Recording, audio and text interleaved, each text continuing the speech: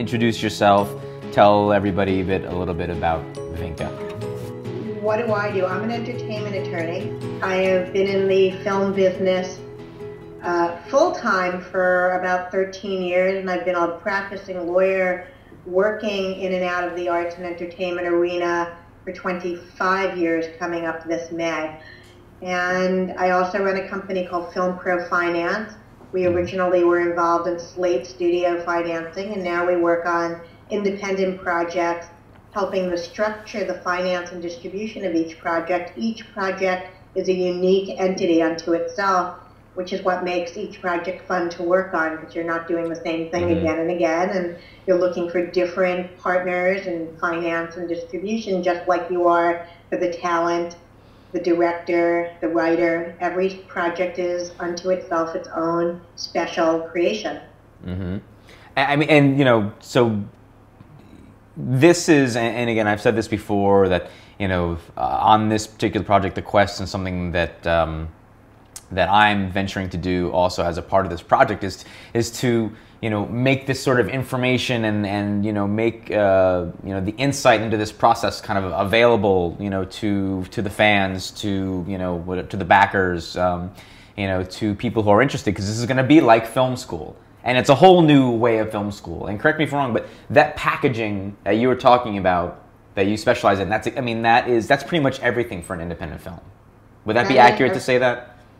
That is everything. Getting the right team together.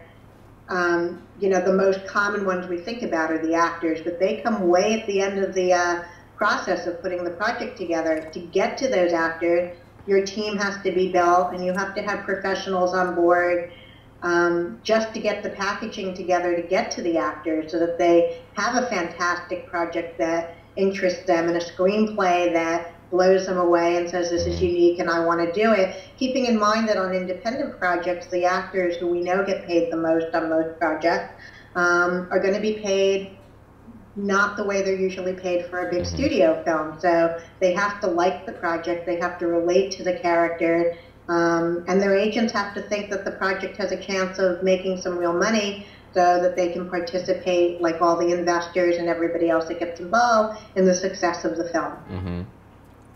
And so where does that happen for, especially, you know, for talent, for, I guess, you know, we're talking about, you know, any type of name talent, which, you know, mostly for, in the independent world is the on-screen talent. But there, you know, there are some, you know, kind of producers and, you know, DPs sometimes that will kind of attract money. But so, you know, what are the ways in independent film that they get paid? Yeah, I would say it's the whole package, Lee. I wouldn't say that it's just the actors at all.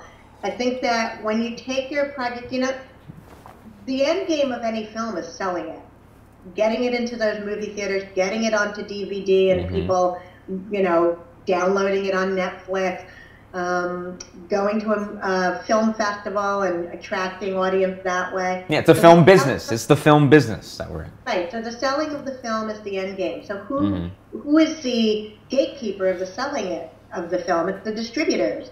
The distributors are those gatekeepers, and the distributors, while talent is what will help them sell it internationally and domestically to audiences around the world, before you get to that point, you have to show them that you do have the right cinematographer on board, not a first-timer out of film school, and that you do have a solid script. They're going to read the script, and trust me, no matter how great your subject, you could have, you know, the one and only 9/11 script, and if it's poorly written, they are all going to pass on it. They will all read that script, and there are gatekeepers to the gatekeepers. So there's going to be readers that will read that script and say, is this a compelling story? Is there audience that will want to see this? Are there universal truths? Can it sell just in the United States and make its money back like a teen movie might? Or does it need to have more legs than that? Is the cost of the film, does the cost of the film require you to distribute it all around the world to make its money back? And all of those factors are important. The music is very important. You may not be able to get a Beatles or a Rolling Stones song because it's, you know, $1 million a song or up to get that, but getting to the right really hip rock band, for example, in the Quest might be a really good draw to a distributor saying, look who we got to do this. And that's very, very important. Mm-hmm. I love that you mentioned that too, because actually one of the things that I'm putting together is like a little mixed tape, and you can do these online now. You know, these great services online where you can put together a mixed tape, and it's a widget that sits in the, you know, it'll sit in the on the page of the Kickstarter project, and it'll be, you know, sort of my wish list for, you know, the soundtrack for the film, starting that. So I mean, those are all the things that I love, by the way, as a filmmaker, thinking about now too. I mean, especially music. But something I wanted to talk about is too, okay, you know, you mentioned before about like how people get paid and like the, you know, the talent, like they're not going to get paid on an independent film such as this, you know, like they would normally get paid. Just, you know, expand on that a little bit, because I also want to talk about the sort of the back end myth, you know, in independent film, and, you know, sort of exposing that. So go ahead. I think that's incredibly important, the back end myth. But let's talk about the actors. Actors get paid according to their union, Screen Actors Guild. 99% of the independent films that you all see in audiences are using actors that are members of the Screen Actors Guild. There's a good reason for that. It's not to say that there are no actors that are worthy outside that guild, but it is rare. If you're a professional actor, you've joined the guild for many reasons, including your health insurance and your pension fund. And I mention these things because when Lee finally signs his contracts to hire these actors, even if they agree under a special contract to work at a discount, let's say $500 a day instead of $5 million for the picture, that's a very big difference there. The union will require that when the film is distributed in a specific way, that those actors get paid bumps to make up the difference, not between the 5 million and the 500, but maybe to make up the difference between 500 and 2,500 a day, which they might get on a bigger film at a standard amount. And then on top of that, paying them back, the really famous actors, if we're lucky enough to get an A-level actor, you've all heard A-list mentioned in the newspapers and in articles about the film business. If we're lucky enough to get a few A-level or even B-plus or A-minus level actors, their agents will negotiate very heavily for them to get bonuses, box office bonuses, to get back end, which we'll move into in a second, to get back end of the picture. And if they're super famous, if you get a Tom Cruise level actor into your movie. You know, TC and I are tight, right? Yeah, exactly. And there's only 20 of those actors, by the way. So when you use A-list, you can't bandy it out too strongly, because there's only 20 A-list actors. 15 of them will be men, 5 of them will be women. And you can name them because most of them have been nominated for Oscars this year and last year. And that's how you pretty much are able to tell. There are a few exceptions to that, of course, but that's generally the rule.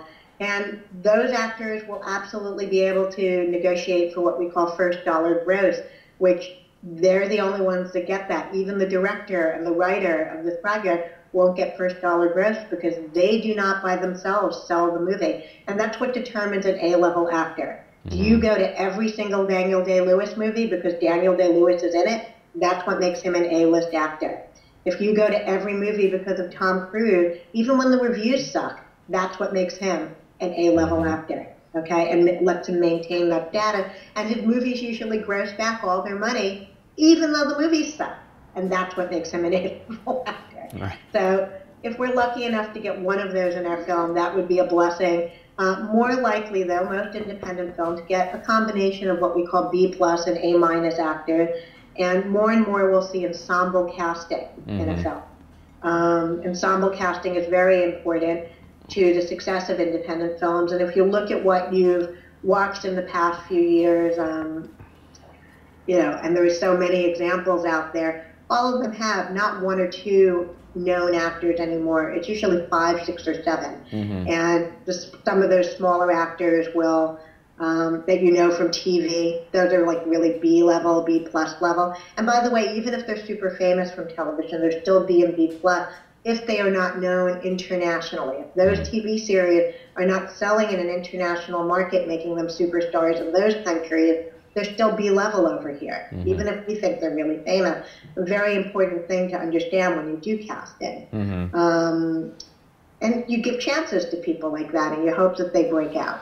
You hope that they break out into the film industry, because that's what every actor's real dream is to be the movie star, not just the movie star, but the movie star that's getting $5 and $10 million per movie. It's not just their dream; it's their agent's dream, it's their manager's dream, and it's their entourage's dream. If you've ever, that was my dream at one point in time. I was an actor for 10 years, Vinca. Oh, I did not know that. And when I said before that Tom Cruise and I are like this, I was half kidding. Actually, my first role in a film was with Tom Cruise. Well, that's very cool.